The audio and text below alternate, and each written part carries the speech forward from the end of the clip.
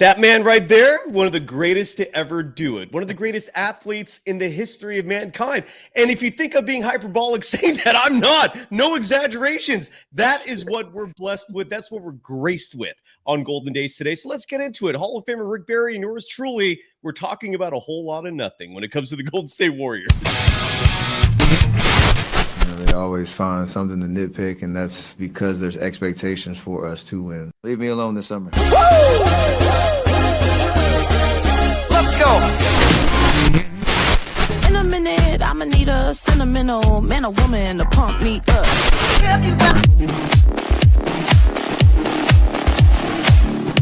On the Hall of Famer, how always pleasure starting the week with Rick Barry. Welcome to the Golden Days, the Rick Barry Show edition. Rick, I have missed you. I always do when we don't collaborate for even just a brief amount of time. Great to see you, sir. People can follow you on all social media platforms at Rick24Barry. I don't know if I'm not going to share a thing. It's your life. If you want to get into how your summer's going, how is your summer going, sir? I'm sure people want to know.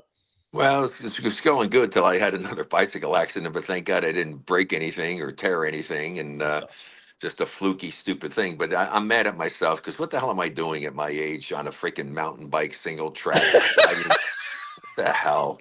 Stupid. I mean, but I was totally under control. It's just I ran around a curve, and for some reason there was just a big soft spot with all soft sand, and the front wheel of my bike just buried in it, and I had no chance. Thank God I didn't go headfirst into a tree and do anything else to screw up all the pins and rods and screws I have me when I had my pelvis fractured in 6 places 10 years ago. So otherwise I'd be in a wheelchair now for the rest of my life. But anyway, oh my God, just takes longer. It takes longer to heal. So my knee with no cartilage in it got banged up pretty good. So it's still sore, and I got bruised ribs, and it takes 2 to 6 weeks for that to heal up. But fortunately I don't have anything of any major significance to do, so I can just let my old body heal and just watch it. Oh, that sounds like Buddy healed. No, actually my whole body heal, and I can get myself back in gear. But it's been kind of interesting to watch this soap opera going on with the Warriors and Kuminga and not knowing what the hell's going on. But it's the same stuff. I mean, come on, it's beating a dead horse. I mean, every day this thing and this speculation and that speculation. I mean, there's got to be better things to talk about than speculating. Like I told you, it's such a waste of time to spend all this time talking about something that may never happen, that you don't even know what's going to happen. Again? Sorry, I've been playing that clip every time Jonathan Kuminga's name comes up. We're talking about Jonathan again. Yeah, exactly. I mean, it's like it's overkill. Let me make my one comment about this that I'll make now early on. Please.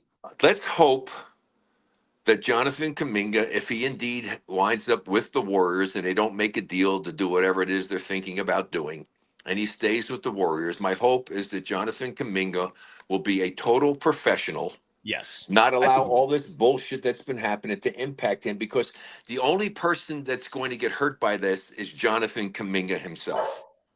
Well, and the Warriors. I mean, no. Jonathan Kuminga is going to hurt himself more than anything else. But if he doesn't act totally professional, yes, as a side of that, yes, he would not be helpful to the team. I don't think he wants to let Steph and those guys down. They've been really good to him. He's been a part of a huge success and a hell of a franchise. Be professional about it. Do whatever it is asked you to do, and bust your ass going out there and showing that you deserve to have more time. That's the way that you prove somebody wrong. You don't bitch and moan about it and sit around feeling sorry for yourself. What you do is you go out there and you perform at the highest level possible.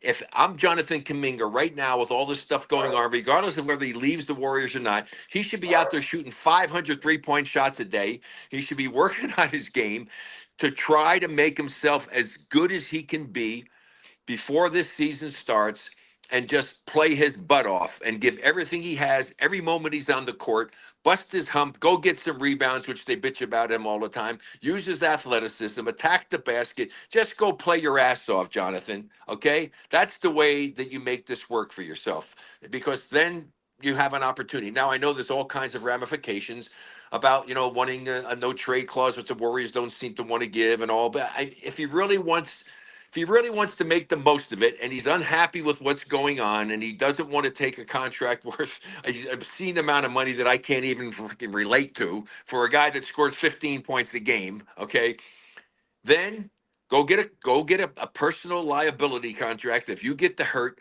that you got a contract for a crazy amount of money. So God forbid you did get hurt, that your life is still taken care of, and take the minimum offer that you can get and go and play your butt off and be a free agent next season. And then people will want to sign you for a much longer deal. And if that's what you want to do, then do that.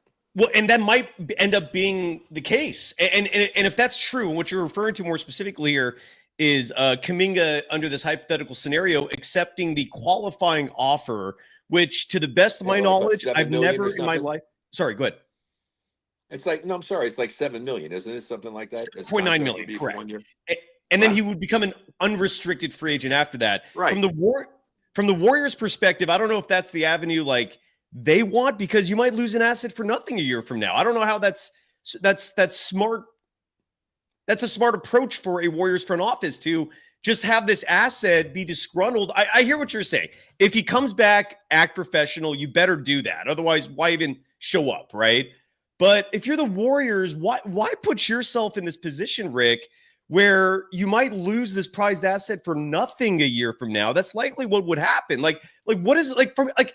Have you put yourself in the shoes of the Warriors front office and tried to understand why they're doing what they're doing? Because that's the part I don't understand. Like, why are you lowballing this kid? Why are you like trying to only give him nothing more than a 2-year deal where you are trying to take control of the no trade clause, like you mentioned, which, side note, would be triggered by the CBA. The collective bargaining agreement is what would be triggered if Kuminga signed that 2-year deal. He would get a no trade clause, one of the rare protections for the players, and the Warriors are like, no, but we're not going to agree to this unless you take that part of the protection designed for you out. We're not going to give you a player option in year 2. We want a team option in year 2.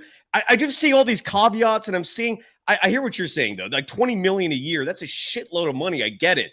I also get his perspective, which is, well, look at what all the other people who have been drafted with me in 2021, look at the opportunities they've gotten. Look at the money they're making. And it doesn't sit right with me that in my position, you're lowballing me with far less than what all of my draft peers have made. I see that side of it too. What are your thoughts on that? Yeah, of course. I mean, you could look at it that way, but the bottom line is it's a business, and the Warriors are going to do what they think is best for them. Right. And he's trying to do what's best for him. That's life. Yeah. I mean, that's just the way life is. I mean, hell, I could tell bitch about you want to complain. I was never one of the top 20 players in salary in my career. That's crazy. Okay. I mean, so, Why? I mean, it is what it is. I mean, so you're in a situation, it sucks. Maybe, you don't like what the fact is and how you're getting to play. The worst part about this whole thing to me was the fact that it came out and was said that they didn't see a spot for him playing with the roster. Now you got the same freaking roster, and the only reason he even got to play at the end is because Steph got hurt. Right. I mean, but he did show himself. He went out and he played well. Played at a high level. I mean, so he's between a rock and a hard spot in that regard. But who's going to run a benefit for him? $40 million. His life should be set. $40 million. Yeah, okay? I hear you. And then the Warriors have the option stuff. So, hey, if you want to do it, your life is set if you take the $40 million. I hear you. I hear you on that too. Okay? It's a good problem to have if you're getting everything you want, okay? Again, the Warriors say, no, we'll give you that, but we want to give you, we want an option on you. So say, okay, still, give them an option. But the thing about it is they have the option, but if somebody else can make an offer for them and the Warriors have the right to match it, so you're still not going to get screwed on that end, right? You still can get a bigger offer somewhere, and if the Warriors want to, they can match the offer. You might not be happy where you are, but who knows? But the bottom line is if you want to secure you and your family's life, you have the chance to do that. How many people out there would turn down $40 million for 2 years? It's a problem, Rick. I think the average person, when I say the average person, I mean 99.9% of the world's populace. It's a problem we all would love to have. It's rich people problems, right? That's ultimately what we're discussing here. Rick, when you said you weren't top 20 in terms of salary in your career, are you referring to 1975 wages? Like in your playing career, you were getting paid less than your peers in that era? Yeah. Why? just the way it worked out. I mean, Oh my God. I should have done what everybody accused me of doing. It, oh, he was money hungry and doing it. Hell, if I was really smart and really cared about the money all that much, which I play because I love to play, and I was thrilled to get the money that I got. I should have gone, and when I was with the Oaks, okay, here, what are you offering me? All right, great. Then you go back to the Warriors. Here's what they're offering. What's your offer? They give me the offer. I go back to them. Okay, this is what they offer. What is your offer? Until I got to the point, say, this is our final offer. Go back to them. This is your final offer, and decide what I wanted to do. If I had to do it over again, well, first of all, if I had to do it over again, I knew I could be where I was and have the wife and my son Canyon and be where I am and my friends and whatever. I would never leave the NBA. Okay, I wouldn't. I mean, but I don't live in the past. But the thing is, if I were able to go back there and I was going to, have the same situation that existed and I was going to choose between the two, I was a fool for not playing one side against the other. I was an idiot. In hindsight, but hindsight's 100%. That's what I'm saying. But I don't live in the past. It's over with. It's done. I had a great career. I had a great life. I thank God for my health and what have you. I mean, I was just at the retired players meetings down in Las Vegas, during summer league, and to see some of these guys there, and I see guys in wheelchairs, and a lot of the guys are dead that are younger than I am. So who the hell am I to complain about anything? But all I'm saying is, Jonathan, look it. Like my father said, if you can only put an old head on young shoulders. I know. What I mean? Yeah. And then he's listening to the advice of these people. Oh, you're getting screwed. You're getting here. Hey, you have a chance to make your life great with a $40 million contract. Right. Okay. And if you play it smart and you had to give up and give them their option for that next year, it's not like you're stuck there. You still have the ability to go out and get a big play your butt off, get somebody else willing to offer you a huge deal. And if you like the situation, the team's doing well, you got a chance to win, whatever it is, you can stay because the Warriors will meet. They get an option on it. Somebody gives you a big deal. They're going to say, hey, we still want you, and they'll pay you. And if they don't, go take the new deal. Yeah, and Rick, a few people in the chat are bringing up the fact that you keep saying 40 million. In reality, it's probably closer to 20. Even still, a lot of money. And I say that, 40 million for, isn't it 40 for 2 years? But the second year is a team option that the team would control. In the second year, if it's just, I don't pay attention to all that shit. So he's got a $20 million contract. Okay. Yeah. His life is still pretty much set, and he could still go out and get a policy that if he were to get hurt, he would get X other millions of dollars and make sure his life is totally secure in that regard. So you eliminate that from the equation and then see where the chips fall. I mean, what the hell? I mean, it's crazy. Well, Rick, and then he's saying, oh, I'm underpaid. Well, here's the problem. Cyrus. The other guys are all overpaid too. Yes. Well, that is very Rick. I always think back to the story you shared about your final days with the Golden State Warriors before you finished your career with the Houston Rockets, and how a disagreement over, I think, $10,000 is the way you $10,000 was me leaving and not staying with the Warriors. Right, and it became a matter of principle. I was insulted. How do you think Kuminga's feeling? That's why I bring that up. That's how Kuminga. $20 million. I know. But it's, I think I'm getting the sense a lot of this is based on principle. Kuminga has very humble background. He's already made $25 million in his 4-year career. There is a strong possibility that this is going way beyond money, and this is about principle and the way Kuminga's been treated. And I don't know. Well, I can understand them being upset about that. Certainly. Yeah. I mean, and I mean, you can't control the minutes. The coach controls the minutes, and you still have to just take the great personal pride that everybody should have, and you should be working your ass off to make yourself better and better. And when you do play, just play your butt off and just show everybody you got a great attitude and you're going to play hard. You're going to do stuff, and you're worth the $60 million a year, and put yourself in that category. He's not in that category now. I mean, the fact that somebody's willing to pay him $20 million. I mean, come on, he's a 15-point-a-game guy. I mean, seriously. I hear you. And again, this is, look, Anthony Slater reported today that there isn't much to report, again, because this topic has just been beaten like a dead horse. It's all we've talked about for 2 months. We're talking about Jonathan Kuminga. Again, and Slater reported for ESPN today that Kuminga is preparing to. I'm trying to phrase this accurately, and I'm paraphrasing, but I think the way Slater wrote it is that Kuminga is favoring taking the qualifying offer of $7.9 million over the 2-year $45 million offer that's been reported, largely for going back to principle, because he would be a free agent after the season and then he can do whatever he wants. My thing, and Rick, this is, if you don't mind, I was focusing attention on the Warriors perspective for a second here. Why do you think the Warriors are being so, I don't know, frugal's not the right word, but they're being very stringent in terms of the dollar amounts? They can afford to give him an amount that I think would settle this and make at least him happy. Like, the Warriors aren't broke. Like, what do you think is going on from the Warriors side where they're being very specific in terms of these numbers, and these are hardline negotiations they're taking when I don't think it's necessary? What do you think's going on there? Well, it seems to me that they don't think that he's going to be as good as everybody thinks he's going to be, and he doesn't fit with this team and the personnel that they have now. Like, even like last year until Steph got hurt. I mean, it was, right. I mean, Steven came out and said, I mean, he can't see him working with these guys. It doesn't seem to be work chemistry wise or talent wise. And the way he plays the game, but compared to the other, I've never been the name I'm hearing lately is Giddy from Chicago coming Correct. in, who's size wise and whatever. I mean, nowhere near the athlete and can't do some of the things that Kuminga can do, but also Giddy does some things that he's better at than Kuminga is. And identical perspectives, right? But but those things that Giddy does seem to fall more in line with the way that Steve likes the Warriors to play basketball. Yes, that's fair. So it is funny to me, Rick. I don't know if you agree with this sentiment or not, but I think it is hilarious that the Warriors have placed one value on Kuminga when it comes to trade negotiations, right? Like, they're like, if they trade him, they want a first round pick back, they want young talent back. They're treating him like a guy who's worth $30+ million a year.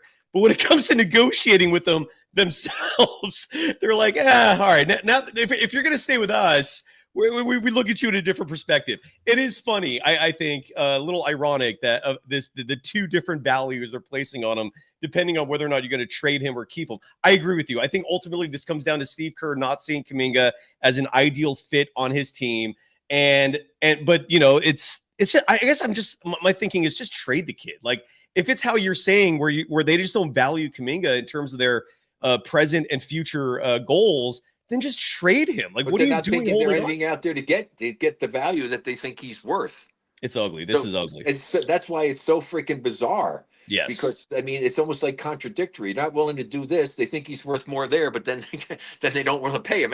So it's really a crazy situation that exists right now. And of course, it's holding everything else up. Yep. You know, the possibility, Melton's name is being mentioned as possibly. And then, of course, getting what's his face from Boston, getting him to come out and play center, Al Horford. And, who the hell knows?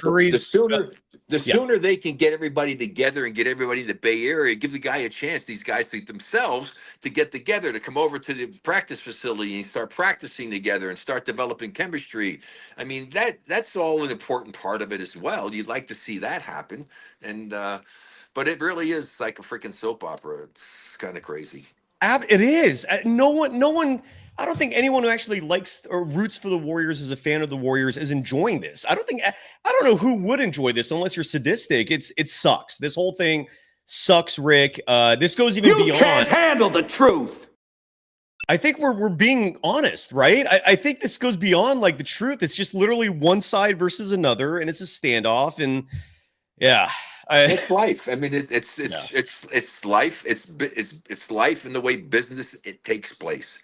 It happens in the real world as well. I mean, you happen to be talking about an athlete as opposed to somebody who's, a great whatever. Oh, somebody's a programmer. He's like unbelievable, one of the best programmers there are, and somebody wants to get this guy, and another team wants to have him. I mean, that's just the way it works sometimes, and it's not like they're. I can't see. I can't see the worst thing for the Warriors would be. And if he were to do that, to take that and take the qualifying offer to go and do that, because then they're going to get nothing for him. In a year from now, correct? Yeah. Yeah. So they have to be very careful that they don't push him to the point where he gets so pissed off that he says, "All right, screw it, I'm going to do it." And the way he would do that is go get a contract, in case he got hurt. But the problem is, then if he's not playing and doing stuff and being a part of it, his value. How many guys wonder, well, what is he going to be worth? Is it really worth that much? Then it becomes a real quagmire. I mean, it's like, who the hell knows what's going to go on? It's a quagmire now, Rick. And just to give some perspective, Rick, because I feel like a lot of folks are, and I've brought up these stats before, but this is why Kuminga, from his perspective, is perturbed. You look at Jalen Green, right? $146 million guaranteed that he was given. These are all Kuminga's draft classmates, right? Scotty Barnes of the Raptors, who was far from proven a thing. He's actually getting the minutes, but he's gotten $257 million guaranteed. Jalen Suggs of the Magic hasn't proven a thing, at least from my perspective. $180 million guaranteed. Franz Wagner picked after Kuminga, $247 million guaranteed. And that's where Kuminga's agent, that's the perspective he's coming from, Rick, which is, look, you've screwed over my client. You've given all of Kuminga's fellow 2021 draft classmates a shitload more money than my client's getting. Where is the justice here? I'm guessing that's the rhetoric he's espousing. Your thoughts when you saw those figures? Listen, I understand totally. I mean, how can you feel knowing full well that you're every bit as good a player as some of these guys, maybe even better? But that's why I'm saying that's the insanity of some of these freaking teams. I mean, you just have to hope bunch of guys. There's not one of those guys that's worth that much money. Well, that's probably why the CBA got revised the way it did, because I'm guessing owners saw those figures and were like, we got to do something about this. No, I mean, it's like they got to the same point where they were insane with the kind of money they started paying, from screwing the players for decades and decades. Then they got to the point where they lost their minds and they gave control, like Wolf said in his last book. He said the inmates are running the asylum. Yep. And then they tried to go and get a grasp on it and, got rid of all the crazy money for the guys who were drafted. The top draft picks were getting $50-60 million a year, which is stupid. And then, getting all the other players pissed off because the guy's been playing for 3-4 years, helping his team. And a rookie comes in, you don't even know if he can make the damn team, and you're paying him $60 million. I mean, so for whatever, how many years. Yeah, it's a crazy world we live in.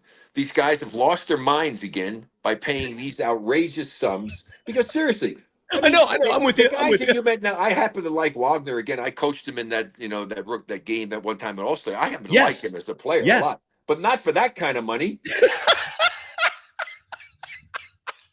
And again, oftentimes I can understand why Jonathan's saying, "What the hell?" Exactly. Guys, I mean, and he's a better athlete than some of those guys. He's done some pretty amazing things. And he's got a nice upside.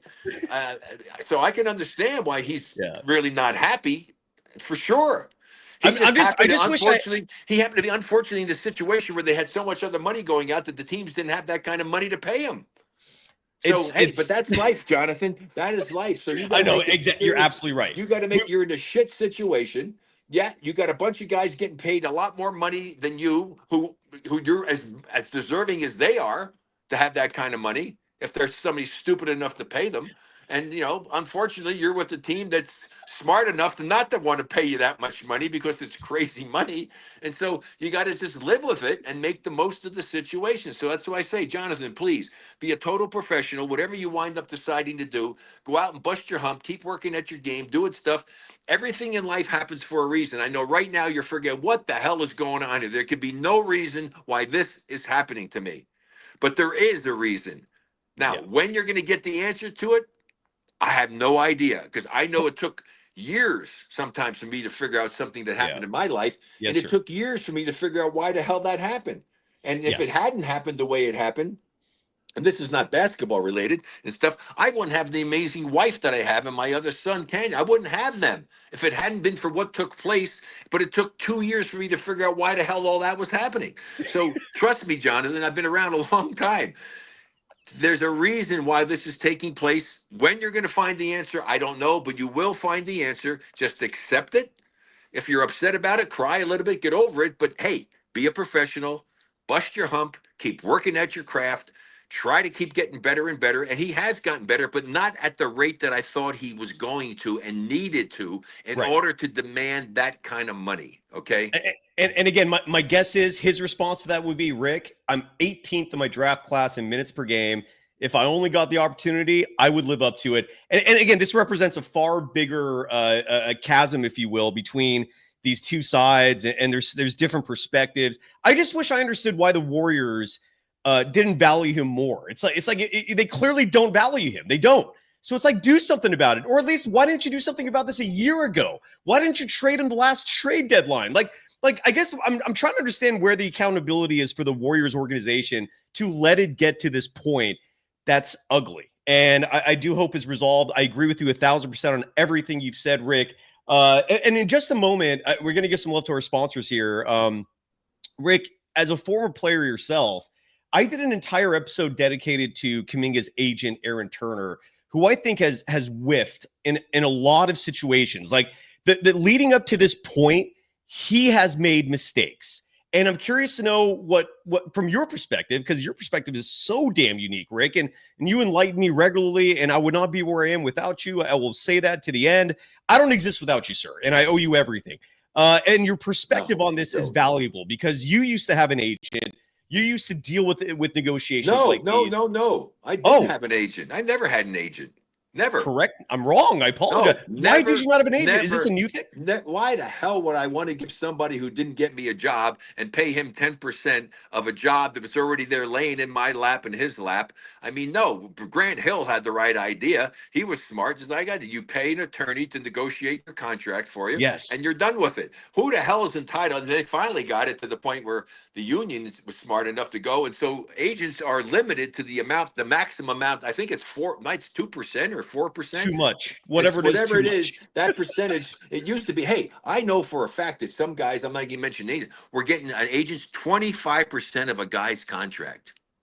25%. That's freaking insane. I don't mind giving somebody agent doing other things I do. You give them 10% for going out and getting you a job. But in this case, he's not getting you a job. You already have a job. I mean, somebody wants you. Somebody's there willing to pay you. His job is just to negotiate how much you're going to get. Well, how the hell is he entitled to get 10, 15, 20% of that? Bullshit. No way. And so that's the problem that exists right now is that, agents cause more problems a lot of times than anything. Well, let's save that thought for a second because I want to list to you just a few things he's done that's made me at least second guess whether or not Jonathan Kuminga's representation is at least a part of the problem. I think it is. First and foremost, though, the folks who are sponsoring this program, got to give some love to Decades, who has helped sustain us this summer when there's been nothing going on content-wise. Anybody who's covering the Warriors right now is struggling. Take it from the direct source because there's nothing to talk about. I literally feel guilty doing these shows where all we're doing is bringing up the latest on these negotiations. It's bullshit. It is a tired topic. Forgive me for that. But nonetheless, so thank you sincerely to Decades, a band. They're a cover band. They literally are playing music for your event, whether it's a wedding, whether it's an anniversary, whatever the celebration can be, a birthday, maybe it's just a good old-fashioned backyard rager. Book these folks. Football season's here. They're at every 49ers pregame party next door to Levi Stadium in Great America. Those are called Red Zone Rallies. They play that. Eddie DeBartolo, Rick, I imagine they have some sort of relationship with Uncle Eddie. I don't know. Correct me if I'm wrong on that. But Eddie hired them to play at his private compound in Montana. If you think Eddie DeBartolo has amazing taste, I personally do. There you go. Book Decades. Email Kyle at atomicmusicgroup.com. Again, Kyle at atomicmusicgroup.com, or just go to decadesofficial.com to book this phenomenal band and follow them on Facebook and Instagram at Decades Official. We now have, as of this month, Rick, and this is going to be really exciting once the season comes around. We have a new sponsor, and I have this graphic for that. Let me say one thing before you say that about Decades. Please, Decades is the type of group that you're gonna please everybody. They're gonna do a little something to please anybody who likes all different kinds of music. They can do all different types of genre and what have you. And to me, that's the most fun. I mean, even when I really enjoy an artist, and I've gone to concerts, many over the years. It's great if you love that person and doing it. But even then, some of the songs they didn't give a shit about. Okay, let's be honest. Yeah. All right. And so when they do the songs you really like, it's great. But these guys do the best songs of groups that you really like. And so that's the cool Yes. thing. I mean, so yeah, and they're not going to cost you as much as trying to get a star to come and Right. do it. So, if you want to have a good time and you can afford to bring a group, why would you not get a group like this? Absolutely. They're a hell of a lot cheaper than booking Elton John or some huge for you.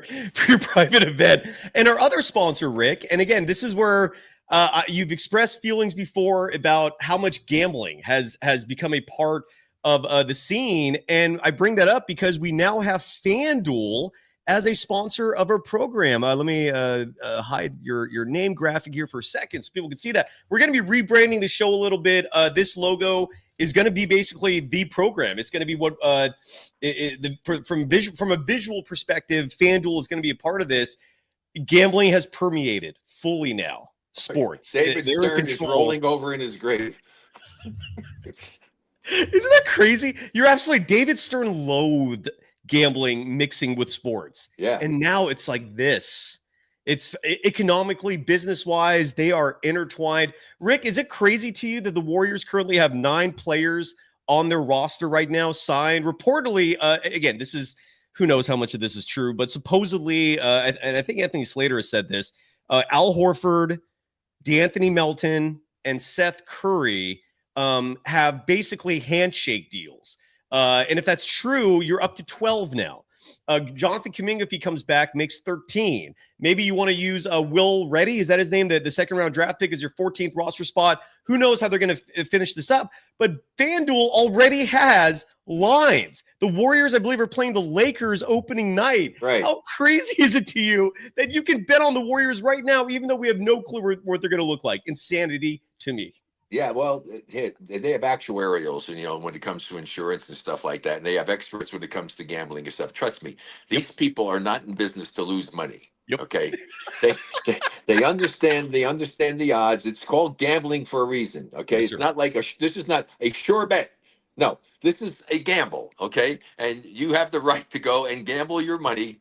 And they give you all kinds of opportunities to do it. They've got it all figured out. They're not going to present something out there that they know they're going to lose money on all the time. Otherwise, they know they're going out of business. And so it's whether or not you're lucky enough to make the right decision on the team and the points you got to give up or all the other variables that exist. And if that's something that, that strikes your fancy and you get off doing that, hey, God bless you.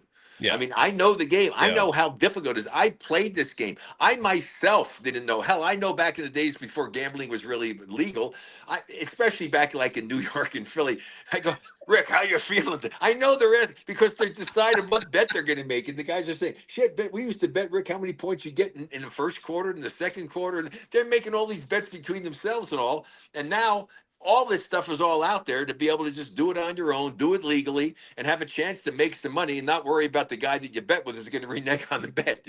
So it's, if you like betting, this is great. And Eddie57 in the chat adding this comment real fast. As a lawyer, it can matter who reps you when it comes to offers.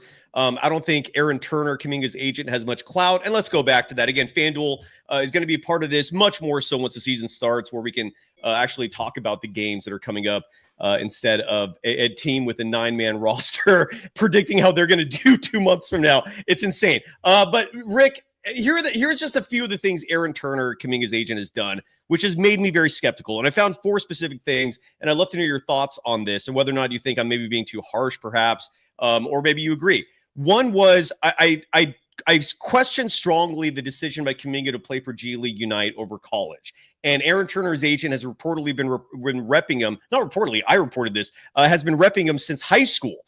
So I thought that was a mistake going back a few years. Number 2 was poor representation in the draft itself. Kuminga was prognosticated to go somewhere in the top 5. There was one mock draft having him going number 1.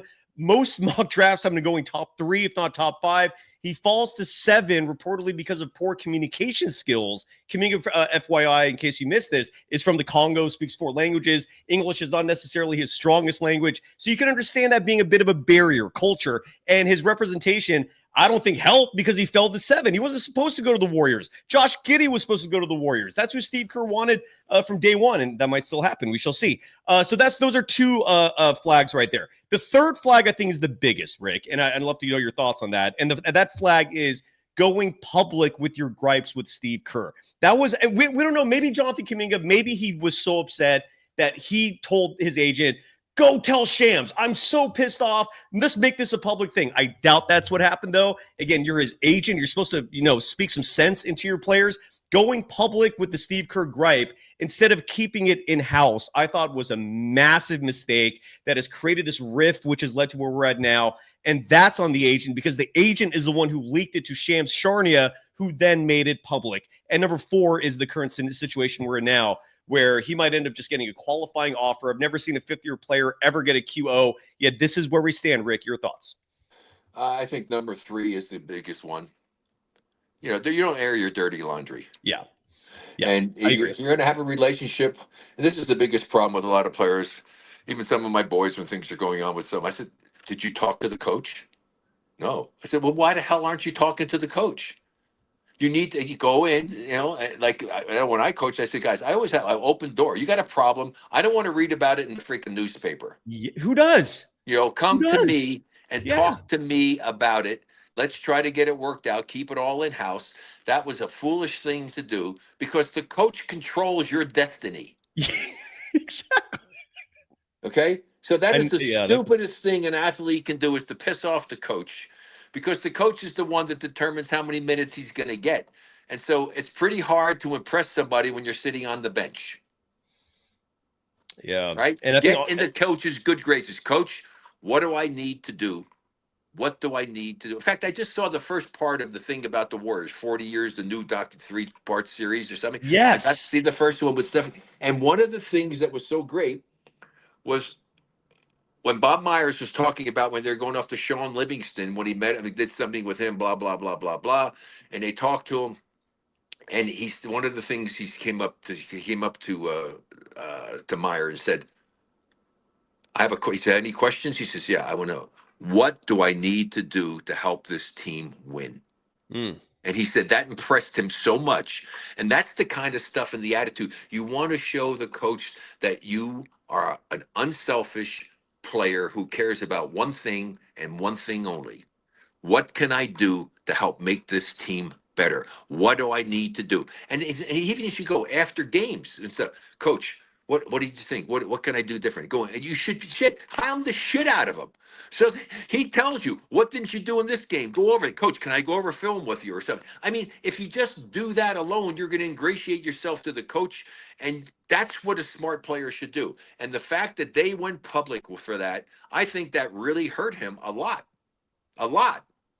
Agreed. And Mike Weisberg in the chat, I don't quite follow what you're saying where you're accusing me of talking out of one side of my mouth on respect regarding Kerr not respecting Kuminga. And look, you're right. And I do want to follow up in terms of the Kerr part of this, where I do want to follow up. This is what you're saying in that I thought Steve Kerr also colossally flubbed the communication factor. He should have made it known to Kuminga that he had an open door policy, like you said, because he admitted after the fact that was not conveyed. But again, Aaron Turner, you're supposed to be the professional, the grown-up in the room here, and you're going public with this? Yeah, but Make that make sense? Also, yeah, I agree. That he if that was his decision to do that, he did a terrible disservice to Jonathan Kuminga. Terrible disservice to him. Yeah. Of all the things, the 4 things you mentioned, that was the worst of them. Yeah. And here's the other thing, though, is also I can tell you one thing. When I did my coaching in the minor leagues, the first thing I would do after a game, if you're my player and you're playing, coming up bench, you're playing like 20 minutes a game or something, we play the game. All of a sudden, I don't even play you, or I only play you 3 minute, which I would never do. That bullshit playing the guy, he's in the game, putting him in for the last minute and 20 seconds. I hate that shit. Anyway, so the first thing I'm doing after that game is I'm going to you. We go, Cyrus. Don't worry about the fact that it didn't play. I'm not upset with you. There's nothing wrong. The way things were going, I just felt that I couldn't make any changes and do something. Everything is cool. We're all good. Now, he may still be pissed off at me that I didn't play him, but at least he knows where he stands. The worst thing you can do as a coach to have a player wondering what the hell is going on. What did I do wrong? Blah, blah, blah. You have to have open lines of communication both ways. The coach has to be able to talk to his players to make sure they understand where he's coming from. And the player has to go to the coach if there's something bothering him to try to get that ironed out as well. Don't make a proverbial mountain out of a molehill. Good call. You're absolutely right. And again, we are now in mid-August and still talking. Again? Bill Murray's your buddy, right? If I'm not mistaken. Bill Murray, yeah, I Yeah. know Bill Murray, yeah, Yeah, exactly. That's what I'm saying. You and him are. I used to see him. He would, yeah. Bill was cool. Bill would come. He's to, a legend. He's a legend. I Bill love was that man. he was a piece of work. Eddie757 in the chat. I forgot to hit this to mark this, so I'm trying to look forward. But he wrote something that was that I thought. Here we go. Eddie757 writes in the chat, a golden dazer. Thank you very much, sir. Saying my first memories of the Warriors was as a little kid seeing seeing a Rick Barry championship jersey at Swan's department store in Oakland. You even dated me. I don't know what Swans is because that does not exist anymore. But Rick, do you remember Swans and No. any? I don't remember Swans either. All I know, yeah, I have no idea. And my championship jersey from '75. Yeah, I don't know where that is. I wish the hell I kept all my uniforms and everything. I had a bunch of stuff, and unfortunately, I'm not even going to get into that story. But anyway, I wish I kept all of my warm-ups, all of my uniforms, everything like that, because it's crazy the value that stuff has these days. So you could sell it all. Absolutely. It's probably worth a fortune. Incredible. Well, again, it's not much else to talk about except for the fact that we have a legend on this program, Hall of Famer, NBA top 50 player, Rick Barry.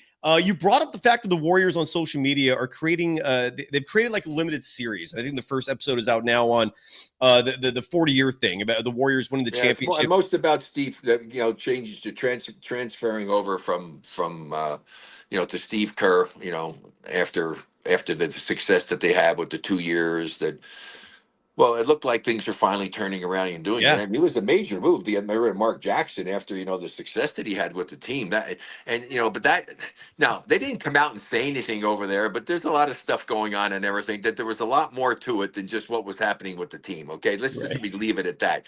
I mean, I don't like I'm not going to get into doing stuff. There's no reason. It's the past. Why bring up the past? I hate when people do that. Well, Rick, I've described it like this, and let me know if you think it's accurate and professional. Mark Jackson, I think, is underrated in terms of his influence on the Warriors dynasty. Like, he really set the tone for these players to understand that defense is actually important. Rick, when you left the Warriors, I don't think they played defense until Mark Jackson. I'm not being like, I'm not exaggerating. Very good. But here's the thing: to the credit of whoever when they put it together, they gave him big time credit.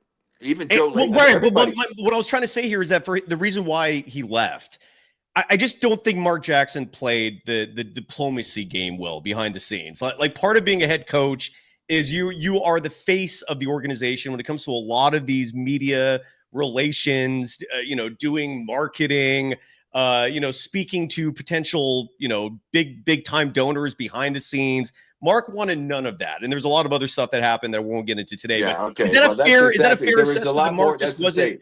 The decision to let him go was not because of the job he did as a coach. Let's just leave it at that. There you go. Yeah, that's fair. But I brought that up, the 40-year thing, because and I'm sorry if this is negative, what's going on with acknowledging the 50-year thing, your title? I thought we're currently in the middle of the. We're right now. It's unbelievable. It's really unbelievable. I mean, that we had this stuff here, and it's just the way that the people work and do stuff. Steph Curry's production company was very interested in wanting to get behind this and do it and take it out and promote it and do everything, and they wouldn't let him do it because Steph Curry is the owner and he's a current player. What the hell does that have to do? What does that have to do with being part of a documentary of a team that you happen to be playing on? You have a company that's in the business of doing these types of things, and you're not going to allow them to do that because he's still a current player. That has no bearing. It should have no bearing whatsoever on allowing that to happen. If anything, that's a great thing. Why wouldn't that be a great thing to do? That's unfortunate. So it's really disappointing. Yeah. I think we're getting to the point, hopefully, where it may be ready to come out in the fall. I'm hoping. I don't know what they're going to do with it. Anyway, there's so much more behind the scenes, and it's so typical of the bullshit that goes on that people don't know about behind the scenes when it comes to anything, when it comes to any sport and any league and whatever it is. What you hear and what really happens are not necessarily the same thing. on the rig. You just said, is Stephen Curry? You said he's an owner. Is he going to be an owner of the Warriors? Is that something? No, he has an owner of the production company. That's his production. He has a production. I see. He has a production company, and they were really interested in doing it, but they weren't allowed to be a part of it because he's still a current player. I'm saying, what does that have to do with it? What bearing should that have on his production company wanting to do a documentary on the team that he is one of the greatest players, if not the, certainly one of the greatest guards for, the team has ever had, for sure. I mean, that doesn't make any sense to me. Agreed. It just really makes no sense whatsoever.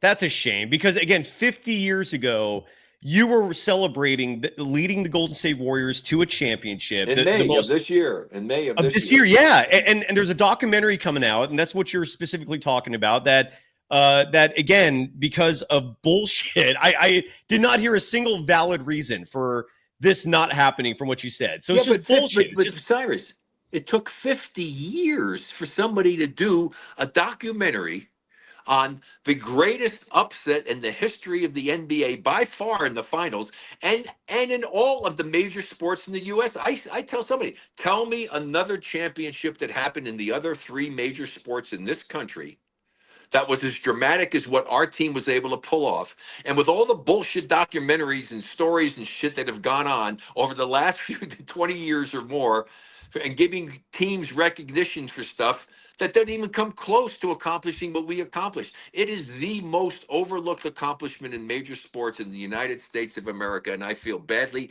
that my teammates have not gotten the recognition that they deserve for helping be a part of that success.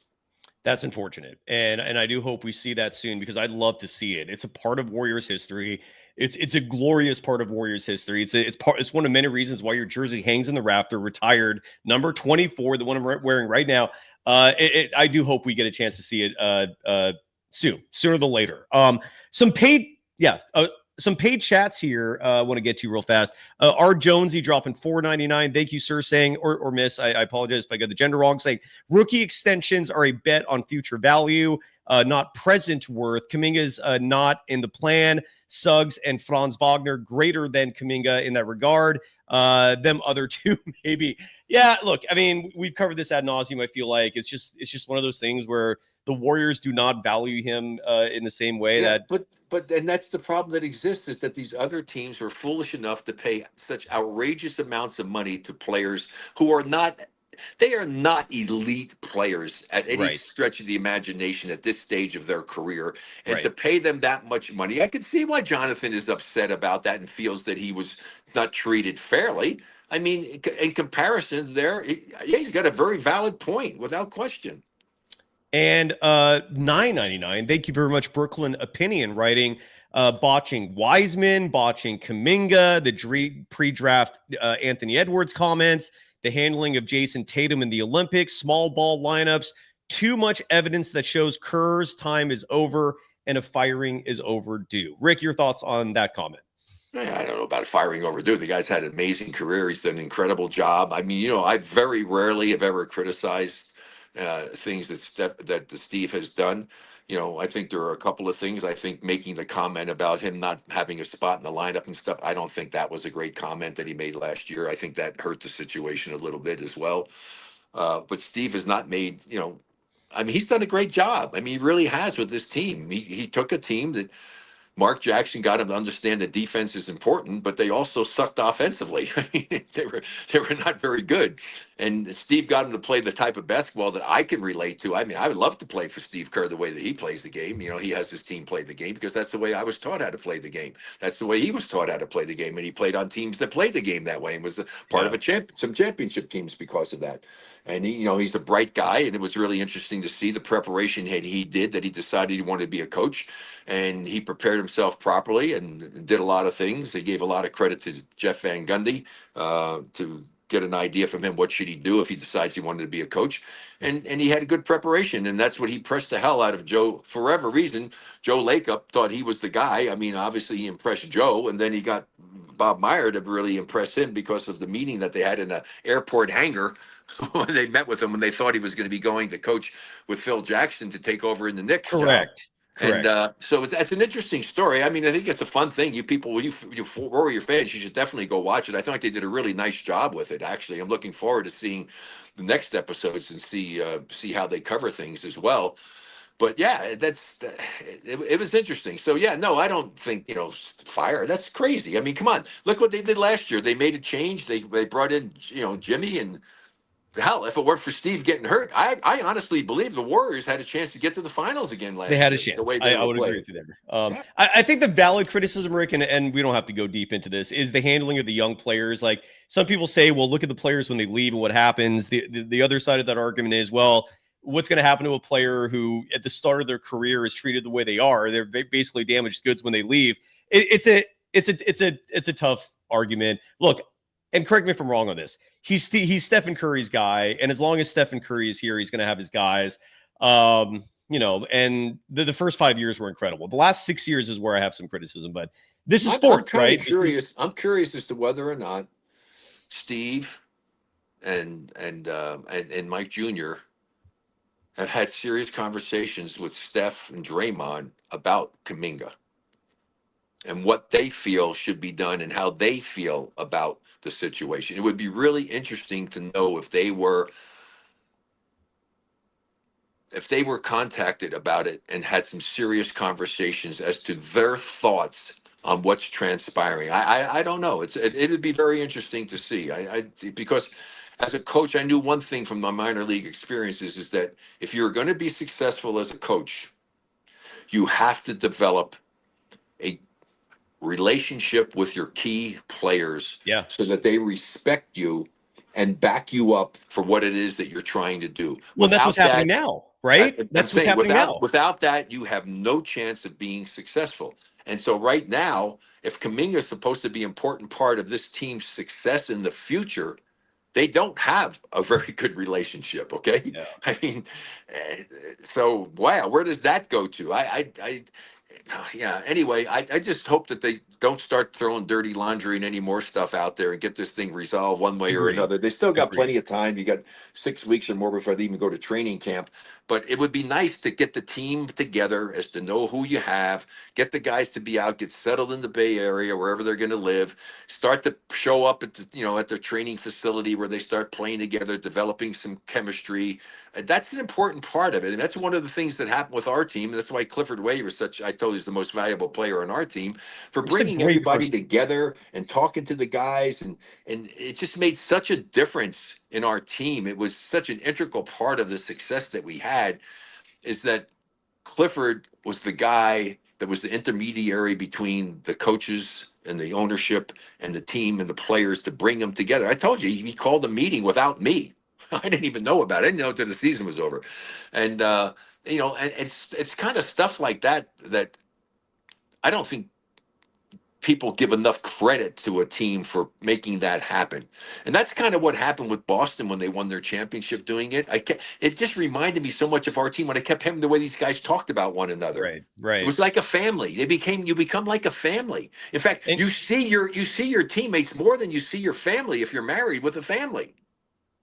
And that's where I wish there was and I feel like that's the ding on Kerr's resume, is that family you talk about, that feeling, that environment, it very much existed the first half of Kerr's tenure as head coach. I haven't felt it as much with him trying to integrate these young players and give it. He's just having a hard time with the young players. I think that, to sum it up, long story short, well, they're a different breed. That too. They're brought up, and they were brought up in the world of entitlement.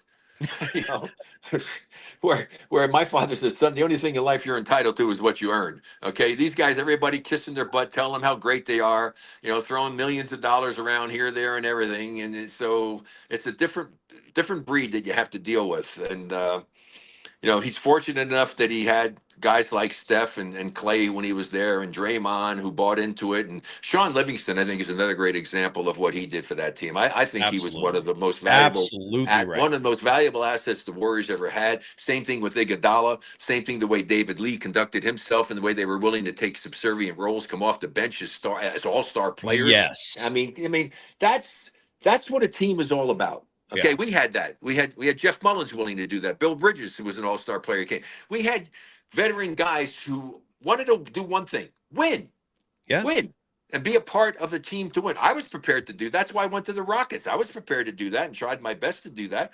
I was prepared to go and do that and was going to play with Larry Bird and McHale and those guys if they hadn't cut the rosters from 12 players. Now they got 18 players.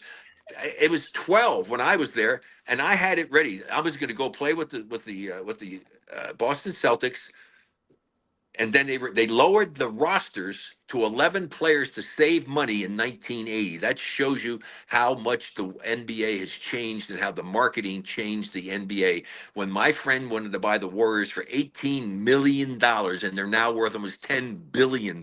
Incredible. And it's astounding. Boston, Brooklyn opinion. We're a business, so if you pay money for a chat, we'll read it, or at least I will. Writing. Thank you for the $9.99 donation. That what Andre was the name? Iguodala. Brooklyn. Hey, wait a second. I gotta say, that's my granddaughter. My son Scooter's little girl is named Brooklyn. Great name. That's a beautiful name. Cool.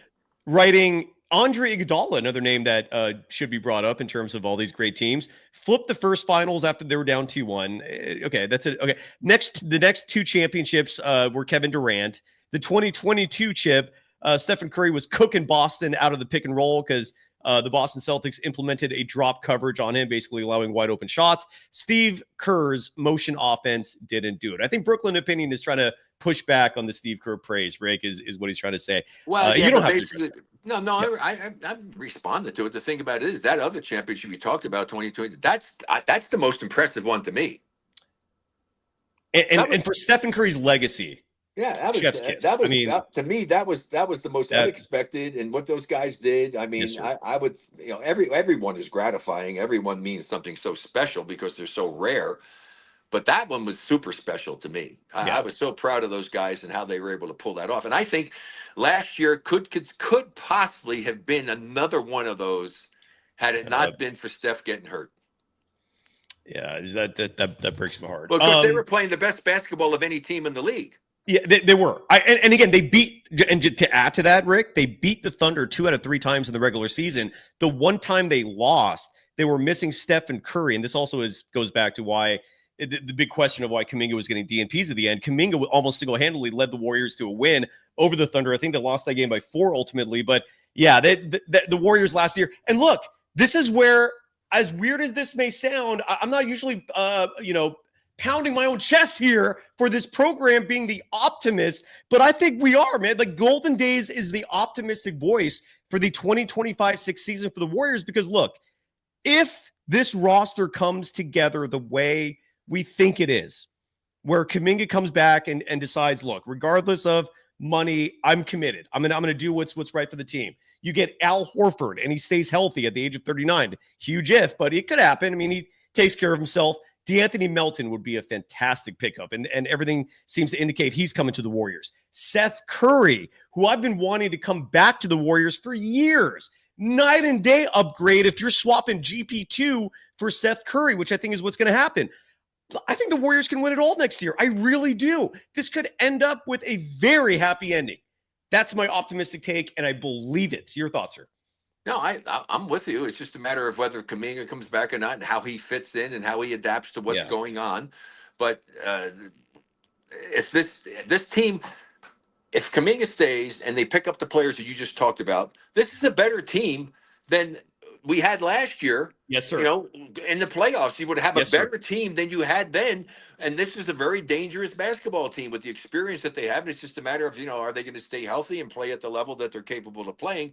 But I would agree with you. I would be very optimistic as to what this team might be able to do and surprise people, because I'm hearing all these other idiots out there, talking about, this is the Warriors at a level 3 in the Western Conference. I mean, they got no chance to do it. Wouldn't surprise me. They'll be, if they were 10th, it wouldn't be surprising. Yeah, there's no way that if the Warriors come back and Kuminga is there, and even if he's gone with the people you just mentioned, I would be shocked if they stay healthy, that the way the Warriors play the game and with the talent that they have, that they're not a playoff team. Come on, they're not going to be 10th. I would be shocked if that's the case. All right. I just lost you for some reason.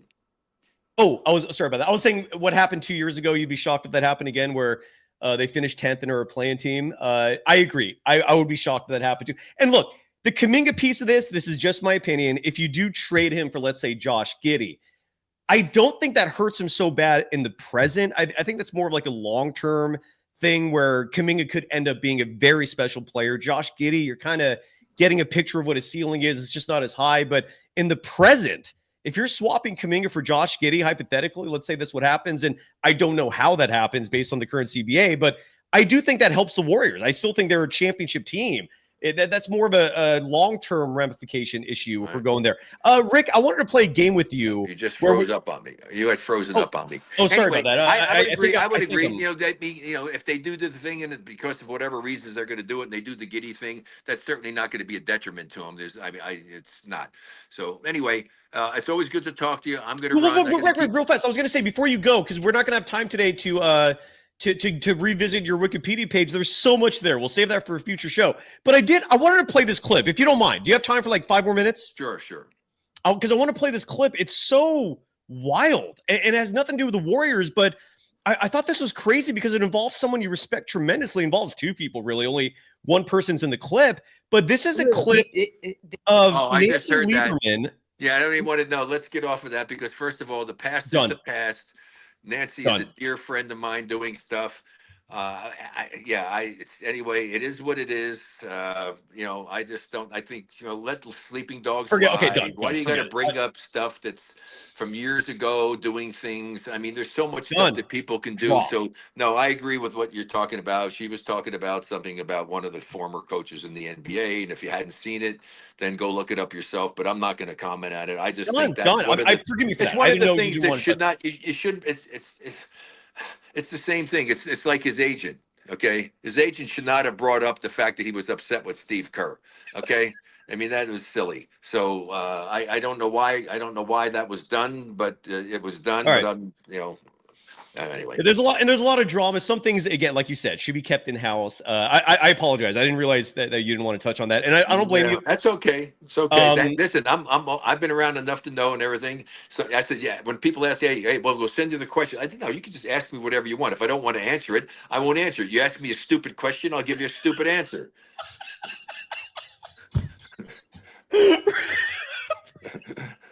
So that was the one. You can't handle the truth. Oh, that's the one that I saw. As soon as I saw what it was, I had to cut you off. I said, no, I'm not going to comment. Before we go, what's going on with you and your business ventures, sir? Let's give some love to them. So many things going on. I met one of the most amazing people.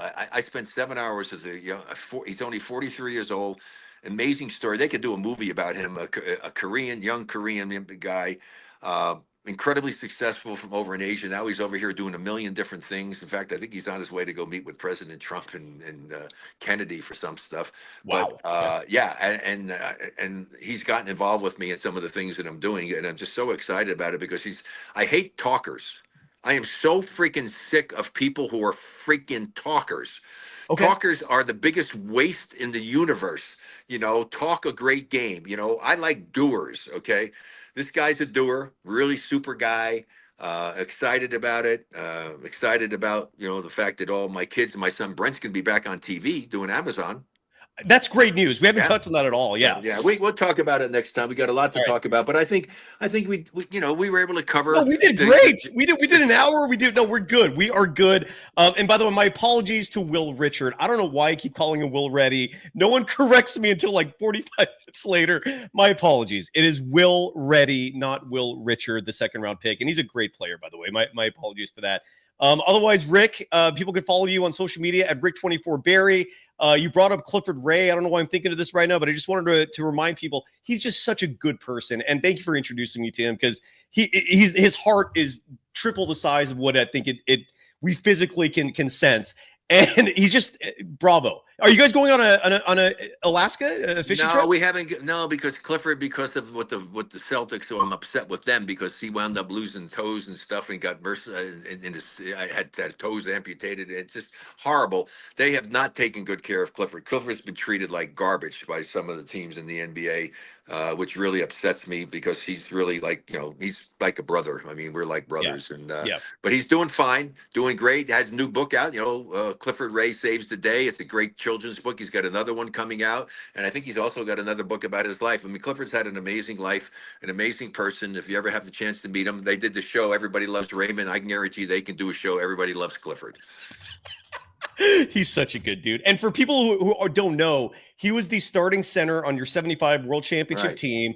He was a badass basketball player. Think of Draymond in that era. Is that fair? Think about Rodman? a bigger, more physical Draymond. There you go. There you go. You needed him. Who couldn't handle the ball like Draymond does, and who couldn't shoot, and couldn't shoot like Draymond. But minus the point guard stuff. Yeah, he was and saved a Dolphin's life at Great America. Yes. Stuck his arm, and that's what the book's based on. Right. Stuck his arm down the mouth of a dolphin and pulled out. What was it? It was a screw. It was a big bolt that was in there that could have killed it. Because they didn't have any instruments long enough to be able to get down there to get it out without damaging him, and so they got Clifford, put a big whole thing over his arm, and he said, B. He calls me B. He says, B. Yeah. When I went back over there, I went to visit. Later on, he said the dolphin recognized me. Yeah, they're smart. They're smart. So, those are very smart animals. Rick, cool. I love you, sir. Thank you as always for the appearance. Thanks to everyone. We'll be back soon, buddy.